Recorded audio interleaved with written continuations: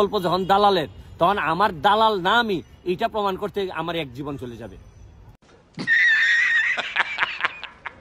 যিনি ক্রিমিনাল, তাকে ক্রিমিনালের music face করতে হবে, তার বিচারের আওতায় নিয়ে আসতে হবে, এটাই আমি বিশ্বাস করি। যিনি ক্রিমিনাল, তাকে ক্রিমিনালের মিউজিক ফেস করতে হবে, তার বিচারের আওতায় নিয়ে আসতে হবে, এটাই আমি বিশ্বাস করি।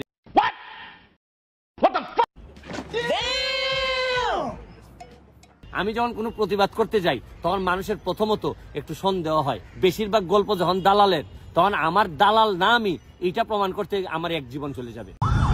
এটা হাস্যকর, হাস্যকর, এই দেশের জনগণের জন্য হাস্যকর। এটাই আমি বিশ্বাস করি। এই পর্যন্ত আমি যতগুলা মামলা করছি হাইকোর্টে, যতগুলা পাবলিক ইন্টারেস্টে কাজ করছি, কোনোটাই আমার জন্য ছিল না। কারণ হচ্ছে আমি এইসব লোকের বিরুদ্ধে কথা বলতে গিয়ে এত বড় বড় শত্রু টানছি, আপনি চিন্তাই করতে পারবেন না। এইগুলা কেউ কখনো এটা অ্যাকোমোডেটই করতে পারবে না। তরুণদের মাঝে এটা ছড়াই দিতে চাই যে বেঁচে থাকার, প্রচন্ড বেঁচে থাকার লোভ কমাইতে হবে।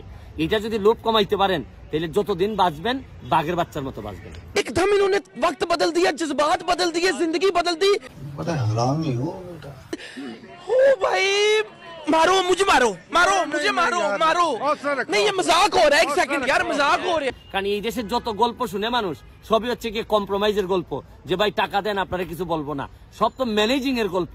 এই অসংখ্য গল্পের মধ্যে আমি যখন কোনো প্রতিবাদ করতে যাই, তখন মানুষের প্রথমত একটু সন্দেহ হয়। আর আমি এমন একটা দেশে জন্মাইছি ভাই, বেশিরভাগ গল্প যখন দালালের, তখন আমার দালাল না আমি, এটা প্রমাণ করতে আমার এক জীবন চলে যাবে।